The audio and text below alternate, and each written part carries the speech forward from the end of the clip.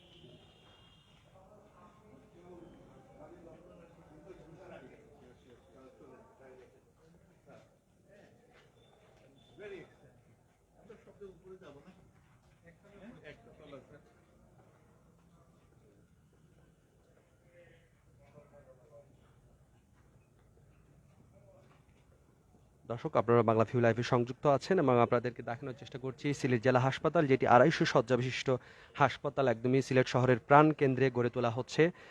Covid মহামারীকালীন সময়ে কিন্তু মানুষজন যেটা অনুধাবন করেছেন সিলেটে আরও বেশি হাসপাতাল প্রয়োজন এবং এই হাসপাতালের প্রাক্কলিত ব্যয় ছিল 87 কোটি টাকা এবং কোভিড মহামারীকালীন সময়েও কিন্তু এই হসপিটালটির কাজ চলেছে।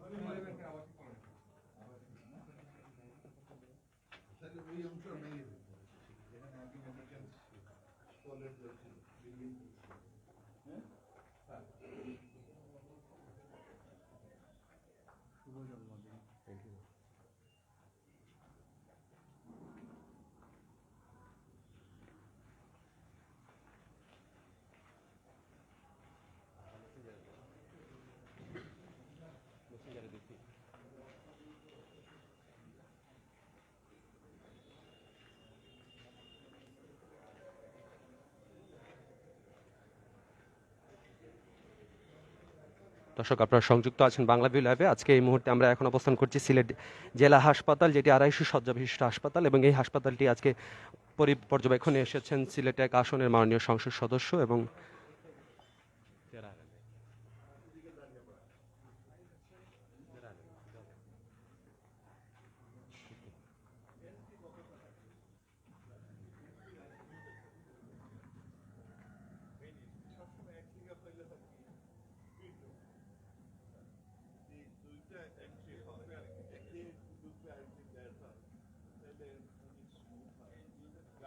অনেক আসে।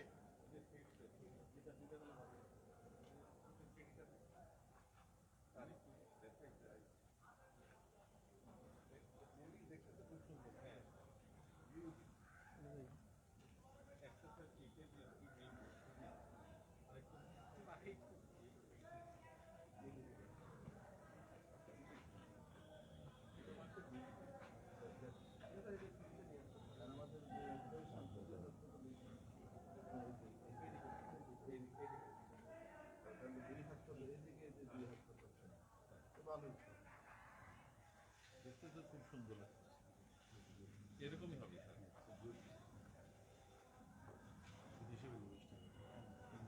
এটা ফ্রন্ট হেড দিচ্ছে। আর এইটা আমরা খোলামেলা জায়গা। হ্যাঁ, খোলামেলা এগুলো খোলামেলাই থাকবে স্যার। দরকার পেশেন্ট খোলামেলা দেখলে এমনি ভালো। ব্রিদিং স্পেস থাকে স্যার।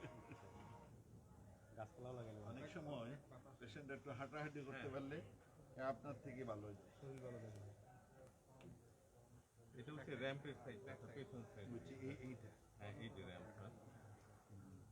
র্যাম্প 7 তলা পর্যন্ত উঠবে। Very good. দেখতে তো খুব ভালো লাগতেছে। লিফট কয়টা? লিফট 8টা, কিন্তু বর্তমানে 4টা লাগানো হবে।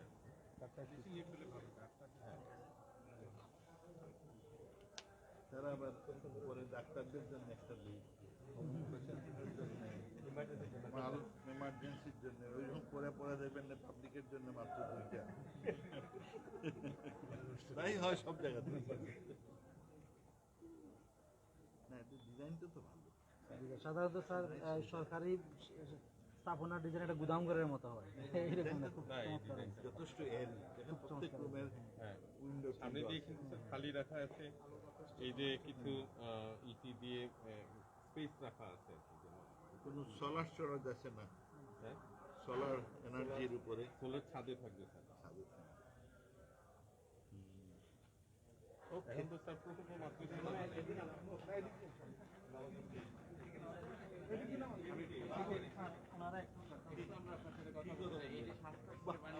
সবসময় দেখি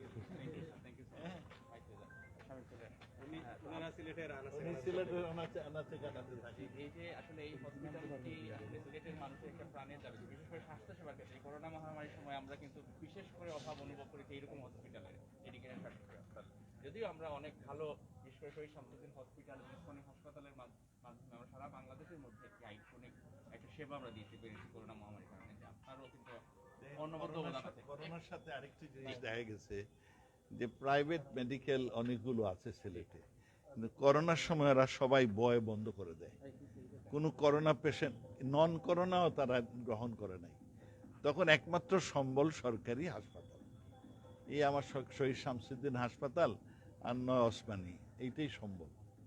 আমাদের সদর হাসপাতালটা নাই। দেখেন আমাদের সিলেটের সদর হাসপাতাল বহু পুরনো, আমরা সেটা পরিবর্তন করে মা ও শিশু হাসপাতাল, এখন শহীদ শামসুদ্দিন হাসপাতাল। রক্ষা ভালো এটা ছিল বলে আমরা ওভারনাইট সেইটাকে এই করোনা হাসপাতাল করতে পেরেছিলাম। এইটা যদি থাকতো আমাদের জন্য অনেক উপকার হতো। সিলেটের পুরনো দাবি জেলা আপনার কিসের সদর 200 বেডের সদর হাসপাতাল। মাননীয় প্রধানমন্ত্রী এটা অনুমোদন দেন, এবং আমি যখন দেশে ফিরে আসি সব জায়গাতেই হাসপাতাল ইজ ভেরি ইম্পর্টেন্ট। আর আমার ধারণা ছিল সিলেটের যথেষ্ট লোকজন পয়সাওয়ালা, তারা অনেকগুলো হাসপাতাল বানাবেন, Sylhet would be a hub of hospitals, কিন্তু সেই রকম হয় নাই। আমরা খুবই আনন্দিত যে এই জায়গাটা শেষ পর্যন্ত ঠিক হলো, কিন্তু আপনারা জানেন যে শুরুর দিকে বেশ ঝামেলা হলো বিভিন্ন রকম অজুহাতে। যারা মোটামুটি ঢাকায় থাকেন, সিলেটে তাদের কোনো সেবা নিতে হয় না, তারাই বেশ আপত্তি করলেন, মানববন্ধন করলেন।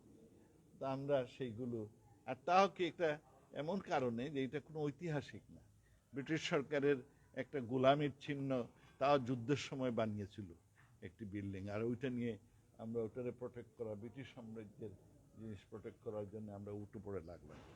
যাই হোক, সিলেটের জনগণকে অসংখ্য ধন্যবাদ। তারা তখন সিদ্ধান্ত নিলেন যে হাসপাতাল বেশি দরকার, তখন আমরা এই হাসপাতালের কাজটা শুরু হয়।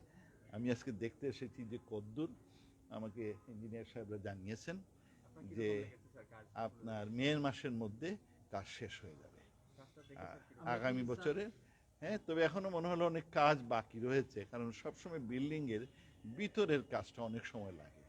তবে তারা 7 তলা করেছেন, আরেকটা 8 তলা হয়ে যাবে আগামী মাসে। তারপরে আসল কাজ, কারণ ভিতরের কাজ যত ইলেকট্রিক্যাল হোমক টমক অনেক সময় যায়। আমি আশা করব যে আগামী বছরের মধ্যেই, এই জুন মাসে, উনি বলছেন জুন মাসের মধ্যে পুরো শেষ হবে, আমরা তখন এইটাকে হাসপাতাল হিসেবে চালু করতে পারি। আমি সেই আশায় আছি, যত তাড়াতাড়ি পারা যায়, কারণ এটা আমাদের সিলেট জেলাকে খুব দরকার। আর সিলেটের বিভিন্ন যেগুলো জেলা আছে, বৃহত্তর সিলেট, সব সিলেটে চলে আসে যখন সেবার জন্যে। তারা সব সিলেটে এই ওসমানীতে ভিড় করে। তো আপনি জানেন ওসমানীতে আমরা মোটামুটি অনেক উন্নত করেছি, অনেক ডিপার্টমেন্ট, ওখানে আবার আরও 3টা ডিপার্টমেন্ট আসতেছে যেগুলো এসেনশিয়াল, ক্যান্সার, আপনার হার্ট অ্যাটাক আর কিডনি, এই 3টে চালু হবে, বিল্ডিং হয়ে গেছে। আর তাছাড়া আমরা এইখানে যেমন এটা 500 বেডের ওসমানী ছিল, 900 বেড করা হলো, এবং প্রায় দিনে 2300-র মতো আপনার পেশেন্ট আসে। তো এটা ম্যানেজ করা যায় না, এটা আসলে একটু সুবিধা হবে। আর আমরা নতুন আরেকটি সেকেন্ড ওসমানী হসপিটাল করার প্ল্যান করেছি, অ্যাপ্রুভেল হয়েছে, জমিও তারা দেখেছেন। তার জমিটা যদি তারা ফাইনালাইজ করেন, তো আমরা সেইটাও চালু করবো ঈদগার ওইদিকে। তাহলে আমাদের কিছু, আর মানুষ বাড়তেই তো আছে। আর আমি চাই না সব লোক ইন্ডিয়াতে গিয়ে সেবা নেয়, কারণ আমাদের লক্ষ লক্ষ লোক ইন্ডিয়াতে গিয়ে সেবা নেয়। এই কোভিডের সময় ইন্ডিয়ার অনেকগুলো ক্লিনিকের অবস্থা খারাপ, তাদের দোকান ব্যবসা বাণিজ্য খারাপ, আর ক্লিনিকের অবস্থা খুবই খারাপ। কারণ এই যে আমার কয়েক লক্ষ লোক ওখানে গিয়ে সেবাটা নেয়, উন্নত সেবা পায়, কোয়ালিটিও ভালো পায়। তবে আমাদের এখানে হাসপাতালের সংখ্যা বাড়লে আমাদের কোয়ালিটিও বাড়বে, নিশ্চয়ই কোয়ালিটি বাড়বে। ওইটা তো আমরা 200 বেডের চাইছিলাম, যে তখন আপনার হেলথ মিনিস্ট্রির এটা যে এক জকমারের কারণে আটকে গেল। এটার জন্য টাকাও স্যাংশন ছিল, পরে টাকাটা ফেরত গেছে। তারা তখন মা ও শিশু হাসপাতালের 100টা বেডের উন্নয়ন করলেন, মানে আগেরগুলোর একটু রিফারবিশ করলেন, তার ফলে বেশি খরচ হয়নি। কিন্তু আদার বিল্ডিং, যেটা আমরা ডিজাইন খুব সুন্দর, ওই চুহাট্টার মোড়ে, সেইটা সবই ঠিক হলো। পিডাব্লিউডি 100 বেডের অধিক হলে পিডাব্লিউডি কাজ করতে হয়। তখন কি কারণে জানি হেলথ মিনিস্ট্রির 100 বেডের নিচে থাকলে হেলথ মিনিস্ট্রি তাদের ইঞ্জিনিয়ার দিয়ে কাজ করতে পারে, আর পিডাব্লিউ খাতে কাজ দিলে তারা বিল্ডিং বানায়, বেড দেয়, সব কিছু করে। হ্যাঁ, একটা পুরা কম্প্রিহেন্সিভ। তো তখন তারা পিডাব্লিউকে দিলেন না, যে তারা নিজেরা করলেন, এই জন্যই 100 বেডের মতো রাখলেন। বাকি বিল্ডিংটা হয় নাই, পরে টাকাটা ফেরত চলে গেছে। এখন আবার টাকাটুকু আনা কত সহজ না, বাট আগামীতে ইনশাল্লাহ, আগে এটা হোক, তখন আমরা আবার ওটার পিছনে লাগবো, যে প্রস্তাবিত 200 বেডের যাতে শহীদ শামসুদ্দিন হাসপাতাল হয়। কাজটা তো শুরু হয়েছে, আমি চাইছিলাম সিলেট থেকে শুরু করার জন্য, কিন্তু সিলেট আর হবিগঞ্জ এই এলাকায় এখনো জমি অধিগ্রহণ হয়নি, প্রসেসও চালু হয়নি। তো এর কারণে এখানে শুরু না করে এটা নারায়ণগঞ্জ আর কি বলে নরসিংদী, তারা সব আগেভাগে তারা জমি অধিগ্রহণ করে রেখেছে।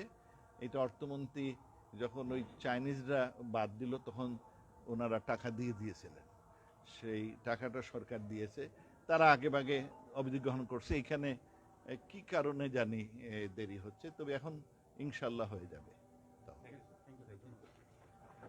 প্রিয় দর্শক, যেমনটা শুনছিলেন, আমরা আপনাদেরকে জানানোর চেষ্টা করছিলাম সিলেট জেলা হাসপাতালে সর্বশেষ অবস্থা, এবং এই সম্পর্কে মাননীয় পররাষ্ট্রমন্ত্রী এবং সিলেট 1 আসনের সংসদ সদস্য যিনি আমাদেরকে জানাচ্ছিলেন যে আসলে এই হাসপাতালে ঠিক কী ধরনের প্রত্যাশা আছে, এবং প্রত্যাশা প্রাপ্তির মিলিত যোগফলে আসলে এই হাসপাতালটি মানুষের সেবায় এগিয়ে যাবে। এবং এই সাথে আমরা কিন্তু ঢাকা সিলেট মহাসড়কের যে 6 লেন আছে, সেই 6 লেনের সম্পর্কেও কিন্তু মাননীয় মন্ত্রীকে জিজ্ঞাসাবাদ করেছিলাম, এবং তিনি বলেছেন যে জমি অধিগ্রহণ সংক্রান্ত যে সমস্যাটি আছে, সেই সমস্যার কারণেই মূলত এর কাজ কিছুটা থমকে আছে। সেই বিষয়টি সমাধান হয়ে গেলে খুব দ্রুততম সময়ের মধ্যে ঢাকা সিলেট 6 লেন সড়কের কাজও শুরু হয়ে যাবে।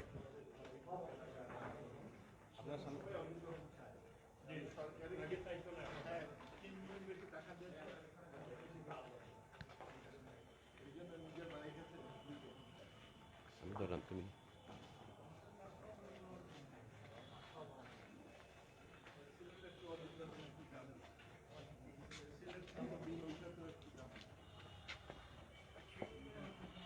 আমি ধরলাম তোমার, তুমি নামো। আমি ধরলাম তোমার, তুমি নামো।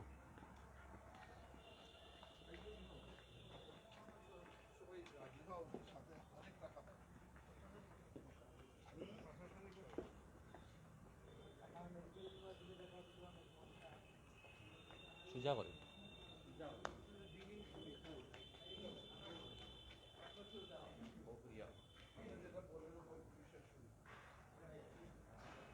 দর্শক, আটতলা বেসমেন্ট সহ আটতলা ভবনের এই কাজটি কিন্তু এই জায়গাটি পরিদর্শন করা হয়েছে এবং 15 তলা এটার হচ্ছে ফাউন্ডেশন, অর্থাৎ এখানে কোনো একটা সময় 15 তলা করা হবে এবং 2018 সালের 9/7/2018 সালে এই যে সিলেট জেলা হাসপাতাল সেটির কার্যক্রম শুরু হয়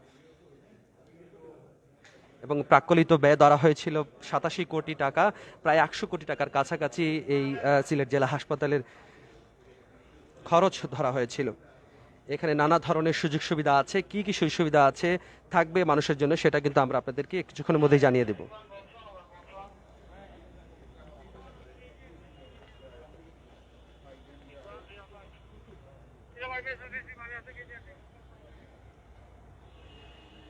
দর্শক, এই ঠিকাদারি প্রতিষ্ঠান এটি ছিল Padma associated and engineers limited এবং এখানে বেসমেন্টে কার পার্কিংয়ের ব্যবস্থা থাকবে, নিচতলাতে থাকবে টিকিট কাউন্টার, ওয়েটিং রুম, রান্নাঘর এবং দ্বিতীয় তলায় থাকবে আউটডোর। এই কিছুক্ষণ আগেই এই বিল্ডিংটি পরিদর্শন শেষে এখন কিন্তু আরেকটি জায়গা পরিদর্শনে চলে যাচ্ছেন মাননীয় মন্ত্রী, পররাষ্ট্রমন্ত্রী এবং সিলেট 1 আসনের সংসদ সদস্য ডক্টর AK আব্দুল মোমেন।